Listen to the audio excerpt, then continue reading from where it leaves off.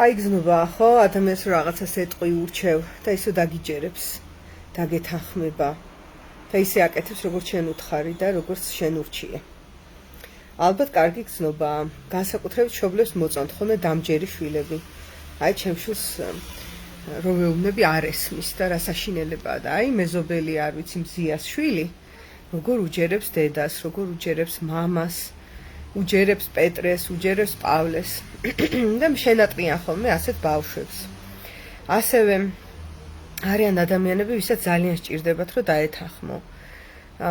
ეს გარკვეული ფსიქოემოციური სირთულის მქონე კატეგორიაა, რომელშიც ადრე მეც ვიყავი და კრიტიკული აზრი, უარის თქმა და ასე შემდეგ ემოციურად მოქმედებს მათზე.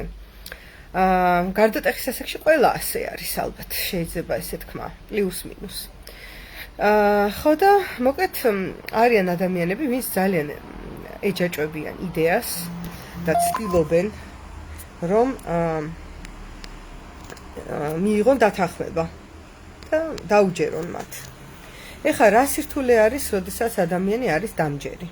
გნებავთ შვილი, გნებავთ ცოლი, გნებავთ ქმარი. ჩვენ გვინახავს ხო ადამიანები, რომლებიც ადვილად ექვემდებარებიან რჩევებს. ან ადვილად ექვემდებარებიან, რასაც ეუბნები, რომ ის გააკეთონ და ასე შემდეგ და არ გეწინააღმდეგებიან. და კიდევ ერთხელ ვიტყვი, რომ რჩევის მიმცემისთვის ეს ძალიან სასიამოვნო მდგომარეობა, რომ აი მე ვუთხარი, ამან დამიჯერა. ეხლა რა ხდება ასეთ დროს? რა რჩება ყურადღების მიღმა, რაც მე წარმოქმნის დიდ სირთულეებს. დაჯერების პროცესი არის ასე ვთქვათ, პატერნი. ანუ თუ მე არ ვიცი, უჯერებ დედას, მთავარის კი არ არის მან რა მირჩია. შეიძლება მირჩიას კარგი რაღაც ძალიან. შეიძლება ძალიან კარგი რაღაც მირჩია, თან ჩემზე ჭკვიანია, ჩემზე გამოცდილია, ჩემზე უფროსია, ასეთია, ისეთია და დიდი ალბათობაა, განსაკუთრებით როცა ბავშვი ვარ, რომ ძალიან სწორი და კარგი რჩევები მომცა. მაგრამ თუ ასაკთან ერთად მე დამჯერი ვრჩები და სიტყვაზე როგორც 6 წლის ასაკში უჯერებდი, ისე უჯერებ, ეხლა როცა 10-ის ვარ, ისე უჯერებ, როცა 14-ის ვარ, ეხლა უჯერებ, როცა 16-ის ვარ, უჯერებ 20-ის რო ვარ, უჯერებ 36-ის რო ვარ და ასეთ უგრძელდება მთელი ჩემი ცხოვრება. ვარ ერთი დიდი სირთულის წინაშე, რომ ჩემი საკუთარი თავის შინაგანი საყრდენი, რითიც გადაწყვეტილებებს ვიღებ, მაქვს მორყეული. და რატო? იმიტომ რომ მე ჩავსვი ჩემი ცხოვრების გადარჩენის მექანიზმად და ჩემი ცხოვრების ასე ვთქვათ გზამკვლევად, რომ დედაჩემი არის ჭკვიანი. რაც არ უნდა ჭკვიანი იყოს და როგორი ჭკვიანიც არ უნდა იყოს და რანაირადაც მისი რჩევები არ უნდა იყოს 100%-იანი. 24/7-ზე ის ადამიანი ჩემთან ვერ იქნება, რომ მე გამუდმებით მითხრას, ავდგე თუ დავჯდე, მარცხნივ წავიდე თუ მარჯვნივ წავიდე, ესე ჯობია თუ ისე ჯობია. ამას ვერ გააკეთებს, იმიტომ ღმერთი არ არის. ღმერთიც არ აკეთებს ამას, მაგრამ აი წარმოვიდგინოთ, ყოვლის შემძლე რო იყოს, შეიძლება გაეკეთებინა, მაგრამ არ არის, ადამიანია. შესაბამისად, მე ახლა მიჩვეული ვარ, რომ გარედან უნდა მითხრან და მიკარნახონ, უკვე კარნახზე ვზივარ. როცა ვარ დამჯერი, კიდევ ვიმეორებ, შვილი, დამჯერი, არ ვიცი, ზრდასრული, დამჯერი მოხუცი, რაც გნებავთ. ყველა სიტუაციაში მოკარნახეს ვარ მიჩვეული. ალბათობა იმისა, რომ მოკარნახეს თუ ჩემთან ვერ იქნება, ძალიან მაღალია, როგორც უკვე ვთქვი, ღმერთი არ არის, რომ ყოვლის შემძლე იყოს. და რა საშიშროებას წარმოქმნის ახლა ეს? კრიტიკული აზრი და შეწინააღმდეგების უნარი, ეს ორი ძალიან მნიშვნელოვანი თვისება მაქვს დაწეული. ანუ ადამიანები რჩევას რომ მომცემენ, მე არ შემიძლია რომ შევეწინააღმდეგო, უნდა გავაკეთო რაც მითხრეს. და შესაძლოა ერთ დღესაც არც ისეთი კარგი რჩევა მივიღო საიდანღაც. ხო, დედაჩემი შეიძლება შედარებით კარგ რჩევებს მაძლევს, იმიტომ რომ მას გულწრფელად აღელვებს. მე როგორ ვარ და ასე შემდეგ და ერთგულია და ასე და ისე, მაგრამ მიმაჩვია, რომ რჩევა გარედან მივიღო. და არსებობს უამრავი манипуляტორი ადამიანი, რომელსაც შეუძლია უკვე. და მთელი ჩვენი სოციუმი ამაზეა აგებული, აბა დააკვირდით თუ ეგრე არ არის. манипуляტორი ადამიანი მოვა და მას აქვს ტექნიკა, რომ იყოს უფრო დამაჯერებელი, ვიდრე დედაჩემია. და დედაჩემი უბრალოდ რჩევებს მაძლევდა და მიმაჩვია ამას, რომ მე რჩევები მივიღო.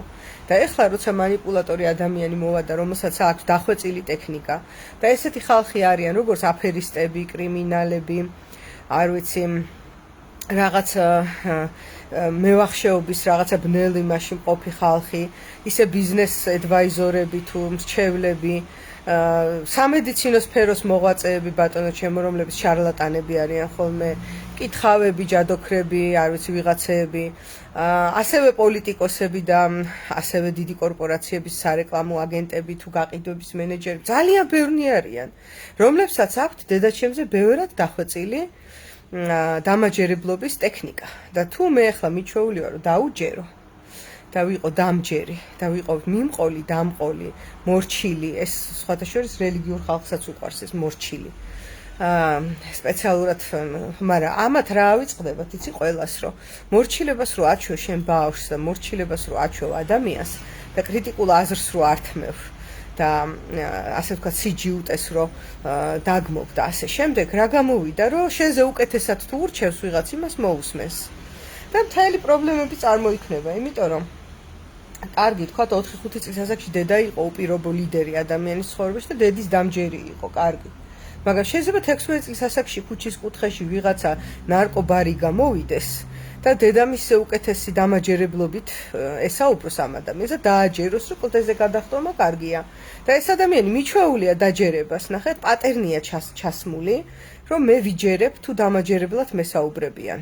და ამ შემთხვევაში გაუცნობიერებელი ფსიქიკა იქ შეიძლება დედას ხედავს, შეიძლება მამას ხედავს, ავტორიტეტს ხედავს.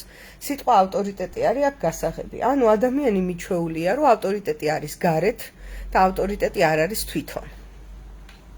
ეხლა ოჯახურ ურთიერთობებში, რა თქმა უნდა, ხალხს, ვისაც ავტორიტეტის ადგილი უჭირავს, იქნება ეს მშობელი, ცოლი, ქმარი, მამა, ბიძა თუ ვინც იქნება, მათ სიამოვნებთ, რომ ავტორიტეტი არიან. რა თქმა უნდა, სასიამოვნოა, რომ მე რაღაცა ვთქვი, ამ ხალხმა გაიგონა, დამიჯერა, გააკეთა. ძალიან სასიამოვნოა ერთი შეხედვით. და მეორე შეხედვით თუ დააკვირდებით ფსიქოლოგიურად, არ არის კარგი მიაჩვიოთ თქვენი საყვარელი ადამიანი იმას, რომ ის იყოს დამჯერი. მისთვის არ არის კარგი. იმიტომ რომ ერთხელაც ვიღაცა ისეც დაუჯერებს და ისეთ რჩევას დაუჯერებს, რომ ძალიან სახიფათო მდგომარეობა შეიქმნება და მას არ ექნება სიჯიუტის გამოვლენის, უარის თქმის უნარი, მას არ ექნება პიროვნული პრინციპები გაძლიერებული ისეთი, რომელიც კი ზოგჯერ თავის საკუთარი არჩევანი ტკივილს მიაყენებს ადამიანს და თავის საკუთარი პრინციპები ეგეც მოხდება ცხოვრება, მაგრამ აი ეს პატერნი ეხა რო გავამკვეთრო, რომელიც ზომბირებას გავს, რომ აი ავტორიტეტი თუ ვსო, მე მოусმენ და მიუყვები მას. აი ამას რომ მოუტანია კაცობრიობის ისტორიაში პრობლემები ადამიანებისთვის, ესეთი არაფერს მოუტანია. ასეთი ავტორიტეტები იყვნენ, არ ვიცი, უდიდესი ტირანები. ეხა მაგალითად ჩრდილო კორეის აღარ მახსოვს, კიმ ჩენ ინი ქვია, მე მგონი, ეგ არის ესეთი ავტორიტეტი. კიმ ჩენ ინმა თქვა, ღმერთმა თქვა, ვსო. ან ჰიტლერმა თქვა, რომ დავხოცოთ ესენი ადამიანები არ არიან და დახოცეს. რო ეკითხებოდნენ რას აკეთებთ, თუ ხოცავთ, მაგრამ ეს ხალხი არ არის, ესენი ადამიანები არ არიან. კარგი, ახლა ავტორიტეტმა თქვა, რომ არ ვიცი, შენ თუ გინდა რომ გერქვას ჭეშმარიტი საბჭოელი, უნდა ჩაუშვა დედა. და მე წავედი დავაბეზღე დედა ჩემი გადაასახლეს ციმბირში და გაღიმებული ვზივარ, იმიტომ რომ ავტორიტეტმა ასე მითხრა. და ასე შემდეგ, ანუ ძაღლის თავი აქ საკმაოდ ღრმად არის დამარხული. და ამიტომ როცა ჩვენ გვიხარია, რომ დედა რა კარგი ბავშვია, როგორი დამჯერია და როგორ არ არის ცელქი და ყველაფერს აკეთებს, რასაც ვეუბნებით, ჩვენ აქ სინამდვილეში ვანადგურებთ პიროვნულობას მასში. ვეჯიკავებით და ვეძალადებით იმას, რომ ადამიანი თვითონ იყოს პიროვნება, რომელიც კი შეცდომებს დაუშვებს. აუცილებლად, მაგრამ ასეთ მასშტაბურ სახეს, რომ აი იმ ჰოტებს რო იძახიან, რომ გამოდიან ფილმში არის ეგეთი სცენა, თუ გაქვთ ნახი, 5000 კაცი გამოდის და იმ ჰოტებ, აი ესე რო ყვირიან, აი ამ ხალხში ეგ ადამიანი ვერ იქნება, ვისაც აქვს თავის პრინციპები თავისი შეცდომები, თავისი ჯიუტე, იქ რაღაცას სწორს აკეთებს, რაღაცას არასწორს აკეთებს, კრიტიკული აზრი გააჩნია და ასე შემდეგ. და სამწუხაროდ აღზრდის პროცესში, რომელზეც გამუდმებით მიდის პედალირება, რომ მარტო ჭმევა და ჩაცმა არ არის ბავშვი, ხო? მას აღზრდა სჭირდება. და აღზრდაში გულისხმობა ხოლმე რაც შეიძლება მეტად დაუთრგუნონ მას ეს სიჯიუტე და მისი რაღაც არ ვიცი, უზდელობას ეძახიან ამას, თავხედობას ეძახიან ამას და ასე შემდეგ. მაგრამ ზუსტად ესეთი ხალხი, ვინც არის უზდელი თავხედი და რაც გნებოდ შეფასებული გარედან, ანუ არის ჯიუტი და არ არის მორჩილი. აი ესენი ძალიან ძნელი გადასატეხია ისე რომ იმჰოტეპის რაღაც ზომბილენს შეუერთდნენ. ასევე არის ხოლმე ისევ ქრისტიანობაც არ ვიცი რანაირად და როგორ ესე კარგათაც ვერ ვერკვევი, მაგრამ ნუ რაცოდნაც მაქვს ამ თემაზე პოპულისტური ალბათ და გავრცელებული არის, რომ აი ცოლი უნდა იყოს მორჩილი ქმრის, ქმარი თავია, ქალი ტანია, რაღაც ის ქრისტეა, ეს ეკლესია, რაღაცეები არის რა ასე გადაგებენ ხოლმე.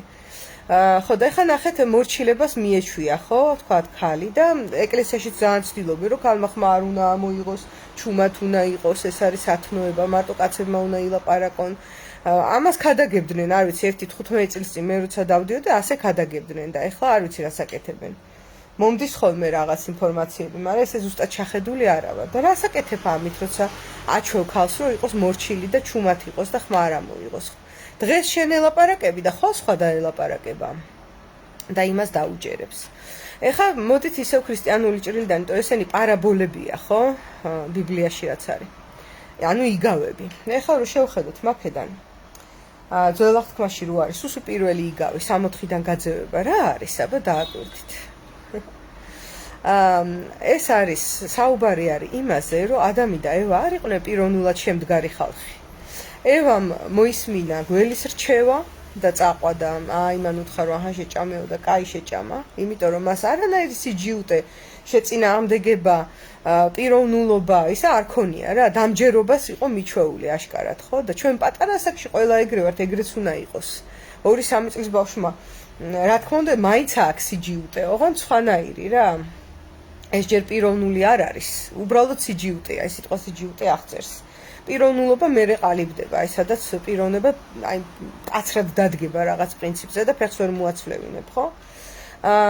და მეორეს მხრივ აი ბავშვობაში ეს ესეა, ყველაზე მოწყვლადია ადამიანი, რომ ვიღაცა ბოროტი კაცი შეიძლება მოვიდეს უთხრას, რომ აი შენ კამფეტი და წამომყევი სადღაც წაყვება.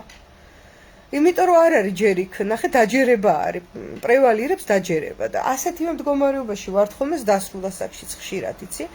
აი მაგალითად მე თვითონაც მომსვლია ეს ქუჩაში მივდივარ რაღაც რეკლამას დავინახავ და ვხედავ როგორ მეკაჩება ეს რეკლამა რომ იქით წავიდე და მინდა რომ დაუჯერო და რაღაცა კაი გზნობაა ასევე დაჯერებას აქვს კიდევ ერთი ძალიან ასე თქვა შეფარული ბოროტი თვისება რომ როცა შენ სხვას უჯერებ ვიზე არის პასუხისმგებლობა იმ შედეგზე მე რასაც მოიმკი შედეგი რომელიც დადგება 100%-ით პასუხისმგებლობა ეკისრება იმ ადამიანს ვინც რჩევა გასცა და ვისაც დაუჯერეს და ესეც ძალიან დიდი პრობლემა არის იმიტომ რომ ჩემს საკუთარ ცხოვრებაზე მე თუ პასუხისმგებლობა არ მაქვს და ვიღაცას აკისრია პასუხისმგებლობა ესე იგი თავისუფალი ვარ ძალიან საეჭვოა რომ თავისუფალი ვიყო იმიტომ თავისუფალი ადამიანი კი თავისუფლებას მოაქვს ეგ პასუხისმგებლობაც რომ თუ რაღაცას არასწორად გააკეთებ ეს შენახარ აქ ვინც არასწორად მოიქცა.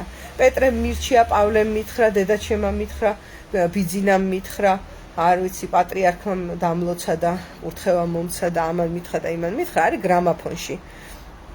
და ზუსტად აი ამით მიდის ხოლმე ვაჭრობა ფსევდორელიგიურ საზოგადოებებში, რომ მოდი, შენ მე მკითხე როგორ უნდა იცხოვრო, მე შენ გეტყვი როგორ უნდა იცხოვრო და შენ ცხოვრებაზე პასუხისმგებლობას მე ავიღებ. ასე საუბრობენ.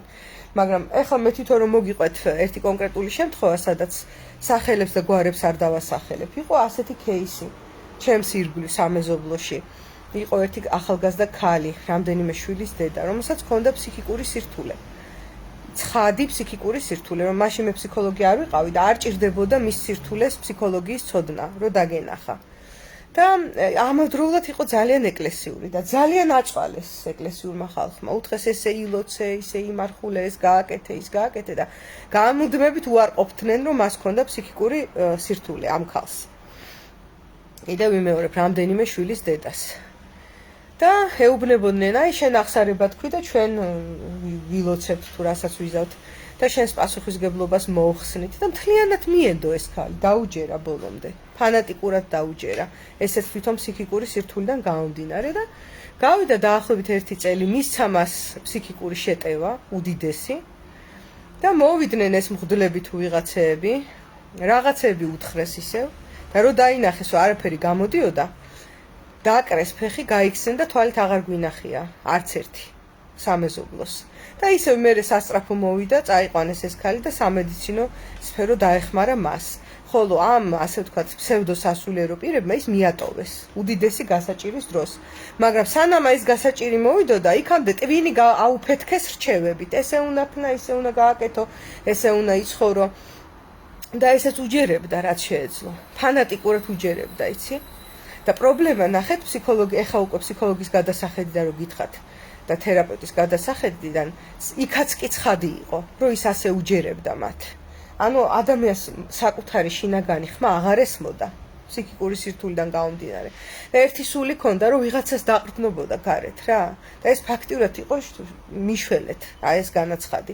მაგრამ იქ იყვნენ ადამიანები უპასუხისგებლოები, რომლებიც დარწმუნებულები იყვნენ, რომ ამ ადამიანს აი ეს რჩევებით და მის ტვინში ხელების ფათურით რაღაცას უშველიდნენ. და რეალურად ეხლა რო გითხრათ, სიბრძნე რაში მდგომარეობს? ალბათ, ჩემი აზრით რა, შეიძლება რომ ხედავდე, რომ ადამიანს შეიძლება რაღაცა ეშლება კიდეც და ცდება კიდეც. და თერაპიაში ეს განსაკუთრებით მნიშვნელოვანია. ძალიან მნიშვნელოვანია. იმაზე მნიშვნელოვანია, ცდება თუ არ ცდება. აი ხა რასაც ვიტყვი. შეიძლება ხედავდე, რომ ცდება.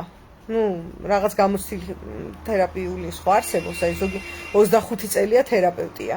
და თქვათ ადამიანი გეუბნება, რომ მოძალადე, არ ვიცი, ქმარი მყავს, მცემს, მაგრამ მე გაყრა არ მინდა და ტირის. ეხლა ესეთ რადიკალური მაგალითი მოგიყვანეთ, ხო? აი შეიძლება აქ ძალიან ძნელი იყოს თავშეკავება რჩევისგან, რომ შენ ხო არ გაგიჟდი კაცო, რომ მოკკლას რა ვქნათ მე როცა ხედავ, რომ არის ამისი ალბათობა, ხო? ან საერთოდაც რას ქვია ითმენ ძალადობა. ნახე, ეგრევე მოდის ეს რჩევისისა. მაგრამ ნახეთ რაშია საქმე, ეს ადამიანი მსხვერპლის როლში ზუსტად იმიტომ აღმოჩნდა, რომ მისი ასე ვთქვათ, ცდარი აზრები არის დარტყმის ქვეშ გამუდმებით. რომ ცდარი აზრი აქვს ბჭყალებში ვამბობ ამას. ხო ჩანს რომ ცდარია, ეხლა მოძალადე რატო უნდა მოითმინოს. მაგრამ სიბრძნის მქონე თერაპევტი აი აქაც კი შეეცდება, რომ მისი გადაწყვეტილება იყოს ხელშეუხებელი და მისი პიროვნულობა, რაც არ უნდა ცდებოდეს, აი ზუსტად მან დაუჭერს მხარს და ეტყვის, ვიცი რა, შენ როგორც გადაწყვეტ, თუ შენ ფიქრობ, რომ ფიზიკურად საფრთხე არ გემუქრება და თუ შენ ეხლა აღიქვა, რომ ახლა შენთვის ასე სჯობს, ან შენ ესე გრძნობ, შენ ესე გადაწყვეტე და ასე მე უბრალოდ აქა ვარ. შეგიძლია ამაზე მესაუბრო.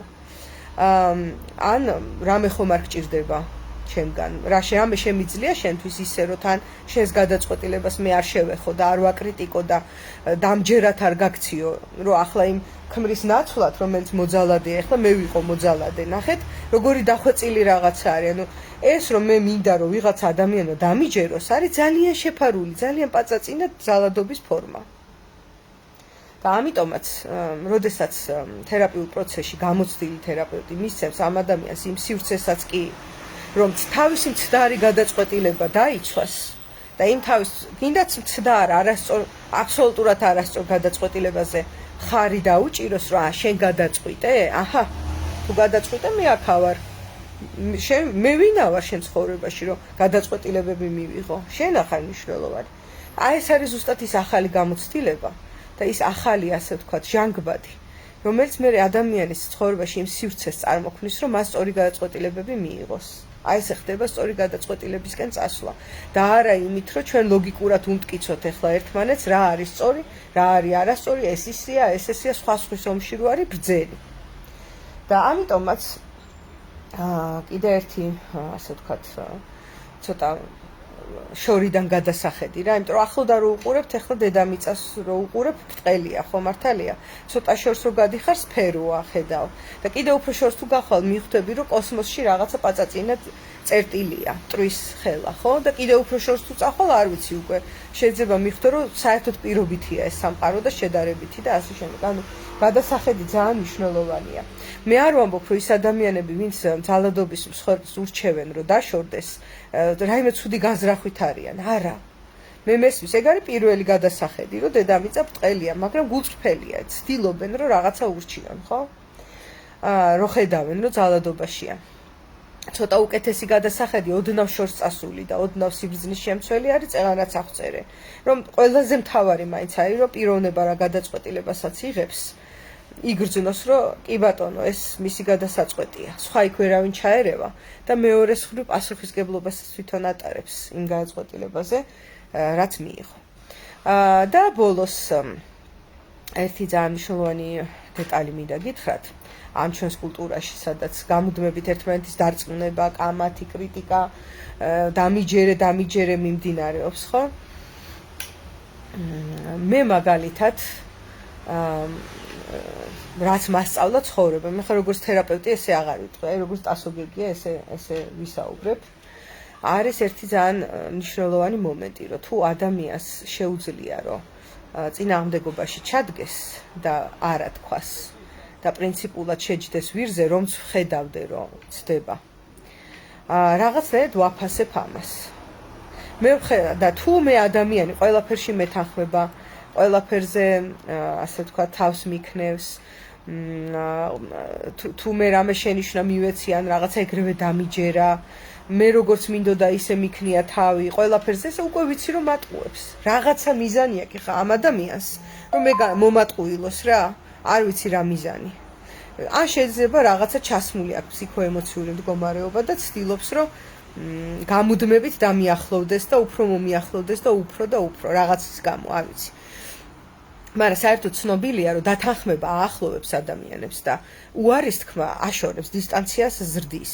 და თუ მე ადამიანი გამუდმებით მიახლოვებს და მიახლოვებს, ის ჩემთან გულწრფელი არ არის. შეუძლებელია ორი განსხვავებული ადამიანი, 2, 3, 10 რამდენიც გნებავთ, ყველაფერში ერთმანეთს ეთანხმებოდეს და თუ ეს ასეა, იქ რაღაცა ხდება და რაღაცა მზადდება. და ერთ მაგალითს მოგიყვანთ, მაშინ საერთოდ არ ვიყავი მე ფსიქოლოგი, მაგრამ ყოველთვის მაინტერესებდა ადამიანის ფსიქოლოგია.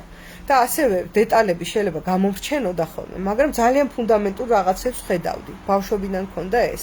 აი შეიძლება, არ ვიცი, სახელი და გვარი დამვიწყებოდა ადამიანის, დამვიწყებოდა, არ ვიცი, ქმარი ან ცოლი ყავს თუ არა, ნათესავი ვინ ყავს და ანუ ესენი ჩემს აღქმაში იყო დეტალები და ეხლაც ესე ვარ. მაგრამ სამაგეროდ არ დამავიწყდებოდა ამ ადამიანის სახის მიმიკა. ან არ დამავიწყდებოდა მას რა ამოძრავებს ცხოვრებაში, მისთვის რა არის. აი ამას თუ აღვიქვავდი, ხო? და აღვიქვავდი ხოლმე. ხო და ეხლა რა მოხდა? მოკლედ, ჩემს ერთ ძალიან ახლობელ ადამიანს მოულოდნელად გამოუჩნდა მეგობარი. აი ძალიან მოულოდნელად რაღაცა სიტუაცია შეიქმნა. კაცო, ეს ჩემი ახლობელი ადამიანი, ჩემთან არის თავის სახშია თუ მეზობელთან არის გადასული თუ ნათესავთან არის სტუმრად, ეს მეგობარი. მაშინ მობილური ტელეფონები არ იყო ჯერ.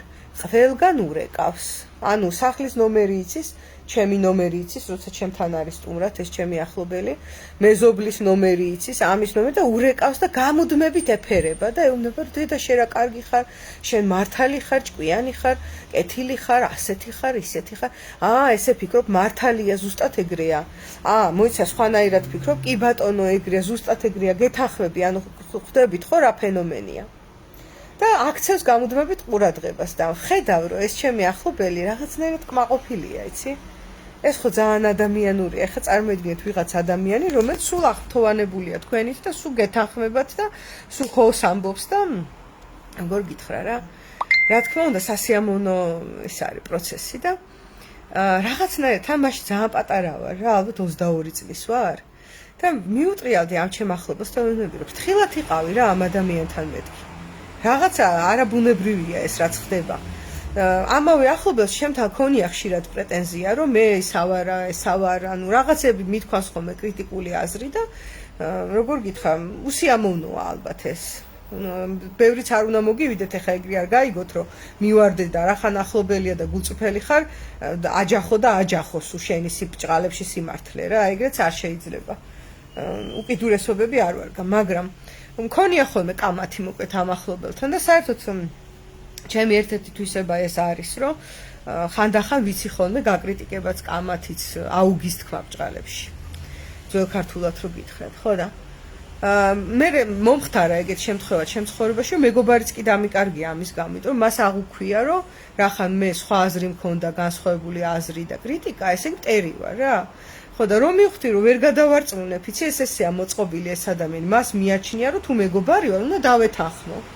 და თუ მეგობარი ვარ და ვაკრიტიკებ, ესე იგი მტერი ვარ და მორჩა ეგ ურთიერთობა, იმიტომ რომ ეგრე არ არის, მე ეგრე არ ვარ მოწყობილი. თუ ვინმე ასეა მოწყობილი, ღმერთმა გაუმარჯოს, მე არ მჯერა მაგის. შეუძლებელი ადამიანი მართლა გულწრფელად იყოს შენთან და ხანდახან არ იყოს ასრთა სხვადასხვაობა. ხო და ურჩიე მოკეთ ამ ჩემ ახლობელს მაშინ რომ ამ ადამიანისგან თავის შორს დაიჭირე მეთქი. მაგრამ ის ძალიან კმაყოფილი და ბედნიერი იყო ამით, რომ სულ ეთანხმებიან და სულ მოწონთ და სულ აქებენ და დაახლოებით 1 წლის მერე ამ ადამიანმა იმხელა ინტრიგა დაუხლართა, რომ სამსახური დააკარგინა. პირდაპირ გითხრათ. მისი პირადი ჩარევით ამ ჩემ ახლობელმა სამსახური დაკარგა. აი ესე მოხდა. ამიტომაც მოყარეს პირში უძრახევა არსებობს ეგეთი გამოთქმა. მე მაგალითად არ გაურბივარ იმ ადამიანებს, ვინც მაკრიტიკებენ. ეხლა თუ დავინახე, რომ ადამიანს ჩემი მოწამვლა უნდა, ეგ კიდე ცალკე ამბავია. აი მაგალითად ჩემს ბავშვობაში იყო ერთი ბავშვი. ეს ბავშვობაშიც ხო ჩვენ მშობლების რაღაცებს ვიმეორებთ და მოვიდა და მეუბნება, რას გავს შენი თმები, არც ფორმა მომწონს, არც ფერი მომწონს, ეგეთი თმა რომ მქონდესო, გადავიპარსავდიო რა. ეს არ არის კრიტიკა. ხო და გამეცინა რა, საბედნიეროდ თმა ალბათ ერთადერთი რაღაც იყო, რაშიც ვერასდროს ვერავინ ვერ მომწამლა რა. უცნაური კრიტიკული აზრებით. ეს არ არის კრიტიკა, ამას არ გულისხმობ.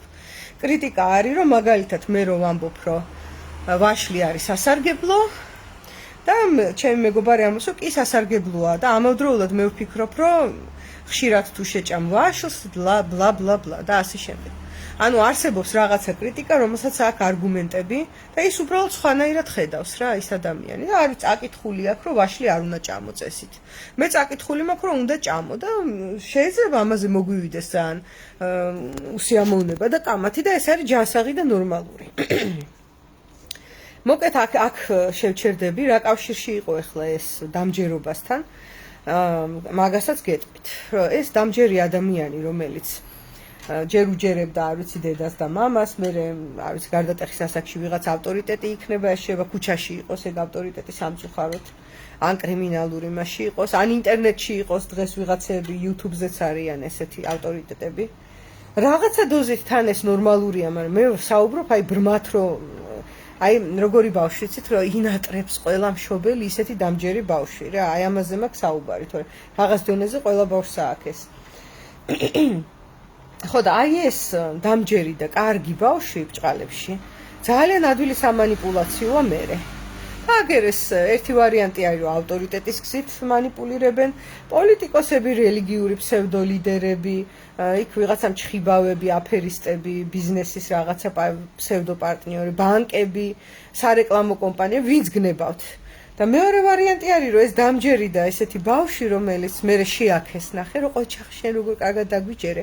ახლა მიჯაჭული არის ამავდროულად დადებით შეფასებას და დათანხმებას. ну კი ეგრეა მართალი ხარ. ახლა მეორე ტიპის манипуляტორი ადამიანები მოვლენ, დადებითად მოექცევიან, გაუღიმებენ, ეტყვიან, რომ всё ყველაფერში მართალი ხარ, იმიტომ რომ ამას ხო ეჭვიეპარება სინამდვილეში თავის თავში.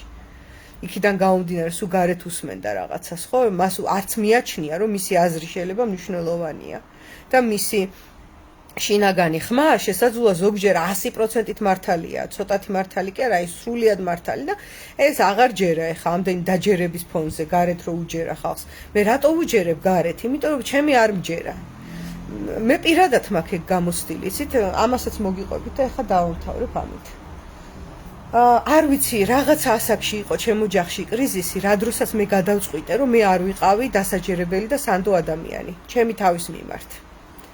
და ოღონდ ეს მერე გავაცნობიერეს ბავშვობის ამბავს გეუბნებით ახლა და წლების მანძილზე ვიცხოვრე ესე, რომ ძალიან ხშირად ხედავდი ხოლმე სწორ გამოსავალს. სწორ გადაწყვეტილებას ანუ ჩემი შინაგანი ხმა სწორ რჩევას ასე ვთქვათ კარნახობდა და არ ვენდობოდი მას და ვენდობოდი ხოლმე გარეთ ავტორიტეტს ეს გამიკეთებია რა აი სადღაც 20-დან 25 წლის ასაკამდე მწვავეთ აი ესეთი ტიპაჟი ვიყავი რომ შეიძლება დამენახა რომ ეს შავია ეს თეთრია ვიღაცას ეთქვა რომ არ არის ეს თეთრი ეს არის შავი და მე იმ ვიღაცისთვის დამეჯერებინა თუ წარმოიდგენთ ესეთი ვიყავი ჩემს საკუთარ თავზე მაგ გამოცდილი ეს ხო და მე ჩაღრმავება რომ დავიწყე და თან რაღაც მომენტებში ძალიან გული მეტკინა იმიტომ რომ შედეგები დადგა და ცხადად დავინახე რომ მე სწორად ვხედავდი და არასწორი რჩევის გამო დადგა არასწორი შედეგი როგორც არის ხო და დავიწყე მე ჩემ თავზე ჩაღრმავება კითხვების დასმა ფსიქოლოგიის სწავლა და ასე შემდეგ ერთხელ და აი ეს ისტორია ხა ვითომ არაფერია მაგრამ ეს არის მთელი პატერნი ერთხელ დავისხი ყავა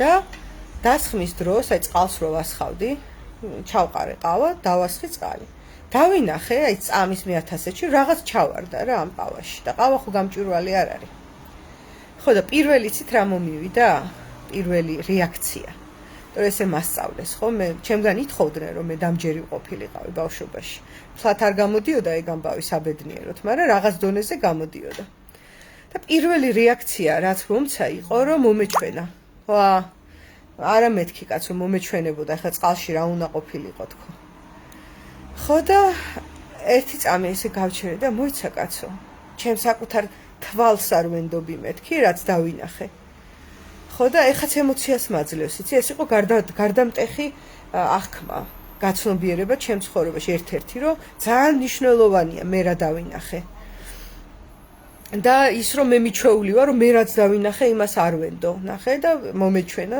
გავაკეთო იმიტომ რომ ეს მოგეჩვენა გარედან ამაკ მოსმენილი ბევრჯერ კარგი ხო და ავდექი და ავიღე სხვა ჭიქა და გადმოვასხი ეს წყალი ყავა და რაღაც მომენტში ძალიან თვალნათლივ უკვე ჩაჭყაპუნდა ქაღალდი მოძრომია ზევით რაღაცას ჩაიდანში ჩავარდნილა ის და მოკეთ ქაღალდი იყო ანუ არ მომეჩვენა რა და თუ წარმოიდგენთ ამ ხელა ქალმა დავდექი და ტირილი დავიწყე იმიტომ რომ მე ვენდე მაგ დროს ჩემ თავს ხო და ეგ ადვილი არ არის ხო ეს პატარა პატერნია ძალიან პატარა რაღაც იყო ეხლა წყალში რაღაც ჩავარდა თუ არ ჩავარდა დიდი არაფერი მაგრამ ეს არის მექანიზმი რომელიც მე მთელ ცხოვრებას შეიძლება გადავცელდეს რომ ესეა თუ ისეა შავია თუ თეთრია გარეთ უჯერებ თუ ჩემ თავს უჯერებ რა ხო და მე მირჩევნე ჩემ თავს დაუჯერო ისიც კი მირჩევნია რომ დაუჯერო და იქ არ აღმოჩნდეს ქაღალდი იმიტომ რომ შევამოწმე მე რა პრობლემაა შევამოწმე აი ამას მოკლედ გისურვებთ ყველას რომ შინაგან ხმას მოусმინოთ ხოლმე რა რაღაცნაირად ძალიან ცხადი და ისეთი გახდეს თქვენთვის სანდო რომ არაუშავს ხანდახან შეცდომებს დაგაშვებინოთ მაგრამ ისეთ მასშტაბურ შეცდომაზე ეს ვერ გაგიყვანს როგორც გარეთ ვიღაცა ავტორიტეტის დაჯერება იმიტომ რომ იქ მერე ცნობილია რომ ერთ ავტორიტეტს რო პირობითად 500 კაცი უჯერებს და ეს 500 კაცი ერთად რო არიან ეს უკვე სამეცნიერო კვლევიდან გეუბნებით IQ ეცემა დრამატულად ანუ აზროვნების უნარი ქვეითდება პირდაპირ ამიტომ როცა უნდათ ხოლმე რაღაც ბრეინშტორმინგი მოაწყონ დიდ კომპანიებში სადაც 500 თანამშრომელია პატარა ჯგუფებად ყოფენ რომ რაც შემო მეტი იკამათოს ამ ხალხმა და სხვადასხვა შედეგებზე გავიდნენ რომ გაირკვეს მართლა რაღაც თორე 600 კაცი ერთად რო დასვა მიდრეკილი არიან რომ ძალიან როგორ გითხრა ეცემა რა მოკეთ კრიტიკული აზროვნება ყველაფერთან შეყურებენ იმას გარეთ დირექტორია თუ მენეჯერია და ის სიტყვის მარცხნივ კი მარცხნივ მარჯვნივ კი მარჯვნივ ესე იმიტომ პასუხისგებლობას არ ავგრძნობ რა 600 კაცში ხა ერთი ჭანჭიკი ვარ ხო და ყველა ეგრე არის ამიტომ 600 კაცის ბრეინშტორმინგი არ ვარგა და ასევე არის აი ეგ ფენომენები რომ აი არ ვიცი ვიღაცა გურუ რო გამოჩნდება ხოლმე და რომ მიყვებიან და მე საკმაოდ ვამაყობ იმით რომ Everyway-ს ვამუშავებ ალბათ უკვე 2 წელიწად ნახევარია და Everyway-ს ღია საუბრებზე კამათებიც მომხდარა, კონფლიქტებიც მომხდარა, არის ხალხი ვინც დადიოდა და აღარ დადის, არის ხალხი ვინც მოდის, ანუ არის ადამიანები ვინც ალბათ მაკრიტიკებენ, პირშიც გაუკრიტიკებიან, მაგრამ შეიძლება ისედაც მაკრიტიკებენ და ჩემზე საუბრობენ, რომ არასწორად ვაკეთებ რაღაცას. არის ხალხი ვისაც მოწონს, რასაც ვაკეთებ, მაგრამ ფაქტიურად არ არის არც ერთი ადამიანი, ვისგანაც რაიმე შეკამათება არ მიმიღია ამ წლების მანძილზე, ძალიან მიხარია. მე ძალიან ვცდილობ რომ არ ვიყო ეს რაღაცა არ ვიცი გურუა თუ წამყვანია თუ რაღაცა რომელიც რჩევებს იძლევა და ეს არ ვიცი 20 კაცია თუ 10-ია რა მნიშვნელობა აქვს რა 5-იც რო იყოს სულ არ მინდა რომ ვინმე ბრმად გამოვყვეს ასე რომ ასე აბა კარგ დღეს გისურვებთ და თუ რამე აზრები წარმოგეშვათ ეხლა მე რასაც ვსაუბრობდი ამ ფენომენზე დაჯერებასთან დაკავშირებით რომ იქნებ არ მიაჩვიოთ მით უმეტეს საყვარელი ადამიანები იმას რომ რაღაცას ბრმად დაუჯერონ მარტო იმიტომ რომ თქვენ ეუბნებით მარტო იმიტომ რომ სწორია ასეა ისეა და იქნება პატივი ვცეთ ერთმანეთში შეცდომასაც აი ეს მინდოდა მეთქვა რა თუ ცდება ცდებოდეს ოღონდ ხელშეუხებელი დავტოვოთ ის რომ მან გადაწყვიტა ეს აი ეს მინდოდა მეთქვა მოკლედ და ამის შესახებ თუ რამის დაწერა გინდათ გამიზიარეთ კომენტარებში ლამაზი დღე